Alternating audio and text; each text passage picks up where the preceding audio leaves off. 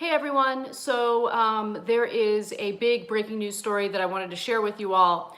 Donald Trump has been threatening to loosen some of the federal guidelines pertaining to coronavirus and social distancing.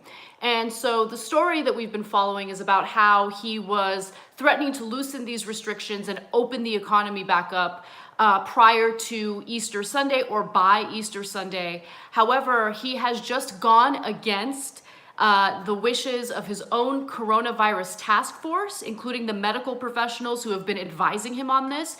And he has sent some letters to governors. He has sent a letter to governors about how each state should treat guidelines differently, meaning they should have different standards for social distancing depending on the number of individuals who have tested positive for coronavirus in their state.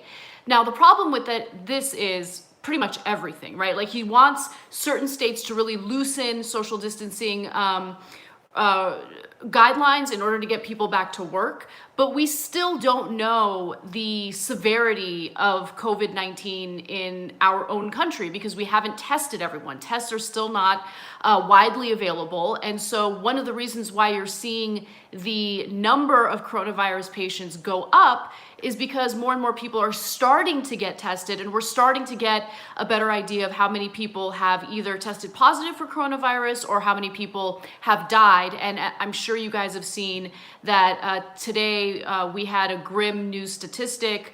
Now more than 1,000 Americans have died as a result of coronavirus, and that number will continue to go up.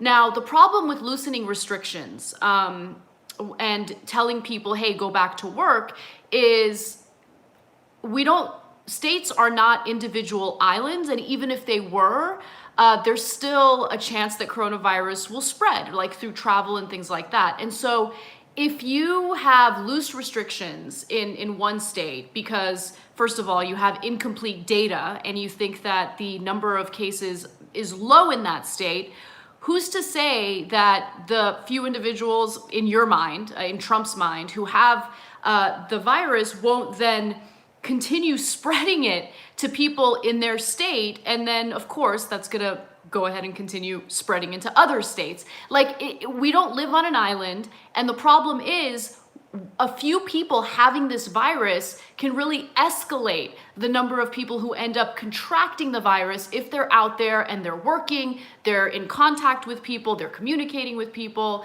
they're touching products which other people then touch. Like, it's a complete and utter disaster. It's a really bad idea. And you don't need to take that from me. You should be listening to the scientists and from the actual doctors who have a better sense of how to really slow the progress of this virus, right? The spread of this virus. It's really, really important that these governors don't take Trump's advice, especially the governors who are being told to loosen whatever restrictions they have in place for, social interaction and for work.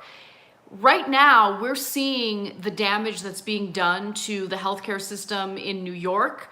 New York is the epicenter of coronavirus in the United States, and their doctors are completely slammed. We have hospitals throughout the country who are now considering do not resuscitate policies, blanket do not resuscitate policies, in order to ensure that the nurses and the doctors that we do have, and there is a shortage of nurses, don't contract the virus, and then this problem becomes even more honestly devastating and disastrous, right?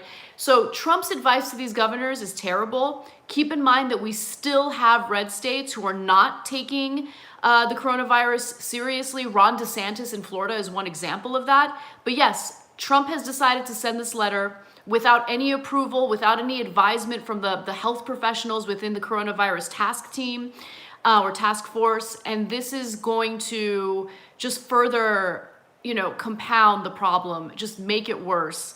And it's terrifying because, look, if you step back and you look at the broader picture and what this message is to the American people, it's essentially telling all of us that our lives, our health, the lives and the health of our doctors and nurses, none of that matters. What matters is getting people back to work and risking the lives of countless Americans just to ensure that we, quote unquote, open the economy back up.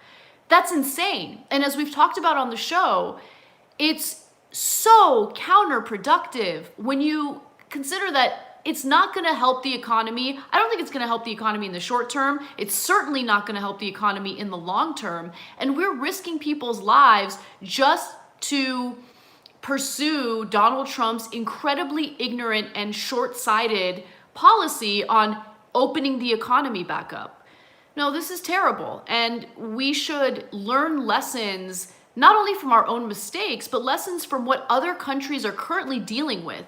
But Trump is not someone who wants to learn any lessons. Trump, as always, is an incredibly self-interested person. He's thinking about his reelection. And let's keep it real. There was a huge story out today about how more than 3.3 million Americans have applied for unemployment. That was the number of unemployment claims filed last week.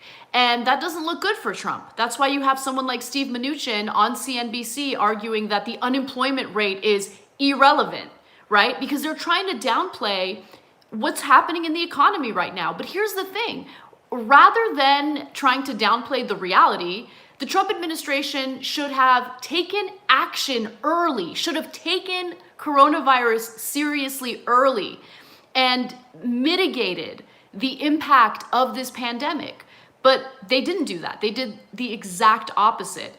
And what Donald Trump is about to do in encouraging these governors to encourage people to go back to work is further compound the problem and make it worse. Anyway, that's the breaking news story.